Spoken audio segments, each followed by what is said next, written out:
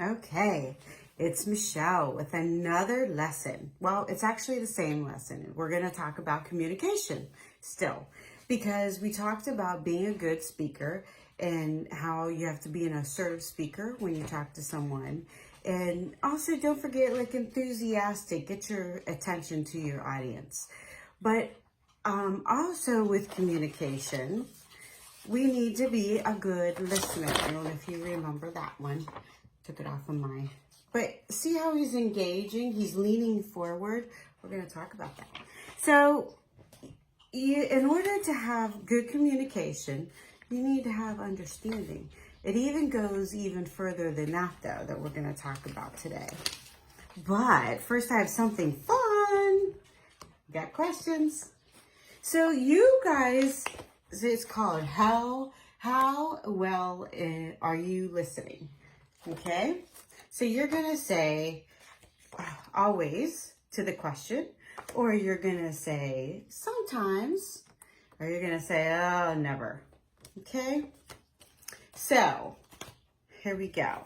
So remember those. Sometimes, always, oh, never. All right, so the first one is, let me see, 1. I let the speaker finish talking without interrupting. So how good are you with that? Do you always do it? Sometimes you think you have to get your final word in. Okay.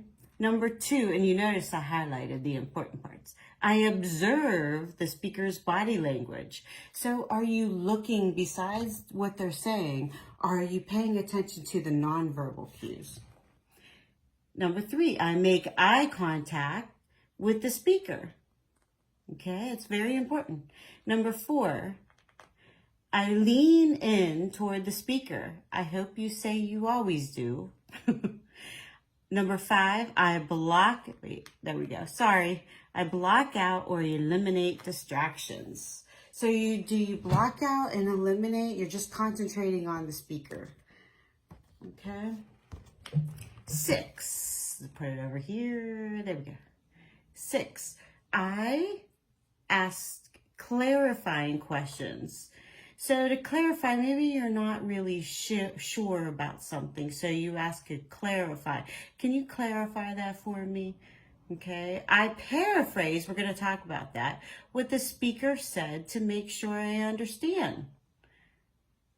Number 8, I use affirming gestures like nods and smiles appropriately. I listen empathetically. Remember I told you how empathy is so important. Empathy is when you can actually feel what the other person's feeling without even having it happen to you. Okay.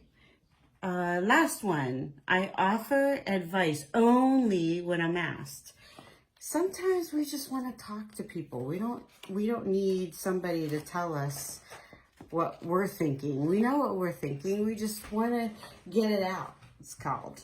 Okay. So hopefully you answered those with always, because those questions are what make a good. This is what makes a good listener. Okay. Active listener. We're going to talk about that because there's different kinds of listeners. Okay. There's different levels. So I have this, which I was going to put it up here, but I don't know. It's so far away, but let's do it. We'll try it. Even though it's kind of in the middle of my little skill of listening. Bring it closer. Okay. Alrighty. There we go. Okay. So let's talk. So the first level you see is interval listening. Okay, interval listening means listen to speak. So you're listening just to hear them speak. You're not paying attention like you should. So you're listening. I put that on really crooked, huh? Sorry. All right, so level 1, listen to speak. So which is just comes naturally. We do it unconsciously. If you might not even know you do it, but we let distractions interfere with what the speaker is saying. So it's like internal and external distractions. Okay. So, and if we don't stop them, we don't move to the next level. So it's best to stop them as soon as you feel it coming on. That's what makes a good listener, a good active listener. And especially high school, you need to really focus, and the global listening that we'll get to, but you really need to be here when you're in high school, because you really have to understand what they're saying. You can't let distractions get in there. Okay, so that's why it's very important to be an active listener, good active listener. And sometimes right here in this interval listening, we listen to speak, but we also we're bringing our prejudice and our thoughts to what the speaker's saying instead of what's inside of us. We're letting go on what's inside of us, and instead of just focusing on the speaker. Okay, so unless you change that, you're gonna stay in that level. Okay, unless you consciously make an effort to change. So level 2 is focused listening.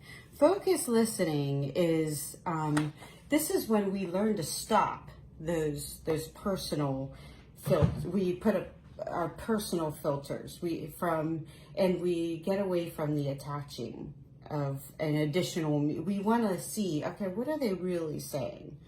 Okay, so we pay attention to what is the person and their words, and we aren't distracted by what's inside of our minds and what's going on around us. We're really consciously making an effort to focus, to listen, to understand. So we need to understand what they're saying. Well, it all goes back to this. When you have understanding, you have communication. Oops. So when we have understanding, that's when you have the communication. So you have to have this in order to be a good active listener. So let's move on. So if I even go further, and this takes practice, it doesn't just come. It's like riding a bicycle, or when you learn to play sports and you want to get really good at it. This is how you can get really good. And I'm gonna tell you some things and just post it on there too. But global listening is listen to learn. We want to learn what the other person is saying, right? This is fully active. You're fully attentive to what they're saying and not saying. So nonverbal means a lot. You're listening beyond words, that means. Okay, so we become conscious of our environment and its energy and listen to nonverbal communication. That is the global one. So think about it. We listen to the tone. We listen for the emotions. How maybe they're not having a good day, so you can tell right away that they're mad about something just by their facial expressions.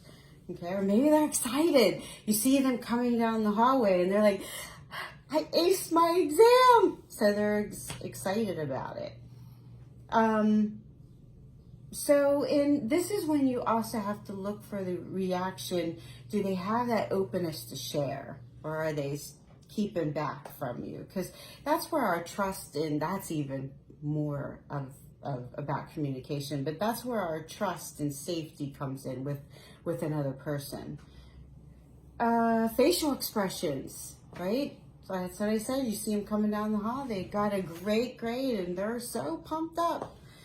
They can't help it. Body language. So all that is listen to learn. So you're paying attention more.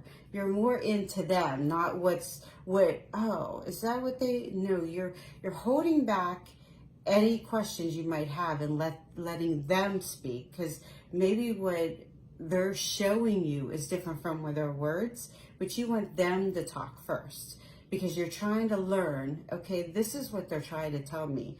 Even though they're really happy or they have a smile, they're really upset about something and they want to talk, okay? So that's what all that is about. So I'm gonna post these on the page, but there's types of listening.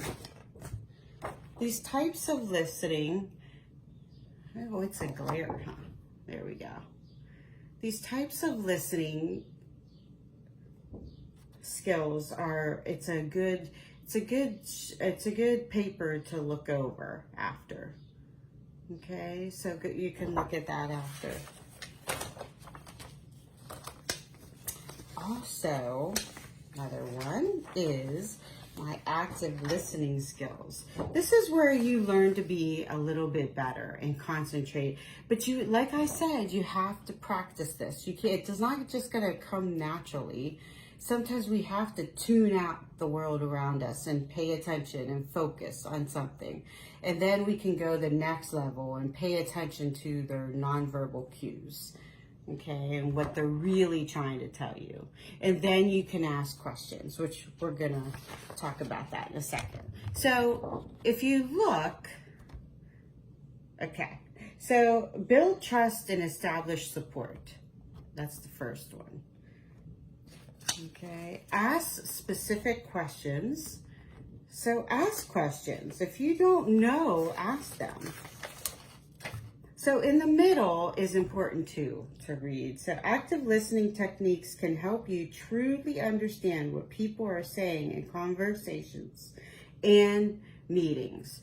Okay, so active listening techniques, this is when you really, and these are great for when you get a job interview or when you are on your job and just working with people around you or even having better relationships. This is, active listening skills is very important. Okay, and the last two. So demonstrating concern. So you're really engaged, like that guy was.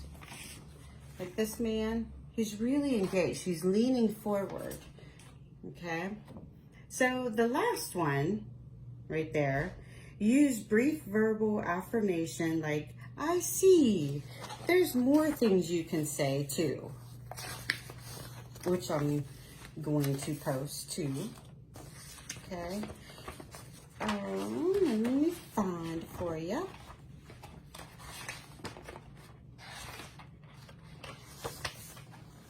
Oops. Nope, that's it. Let's do this one. So you can use things. You can say things when you paraphrase.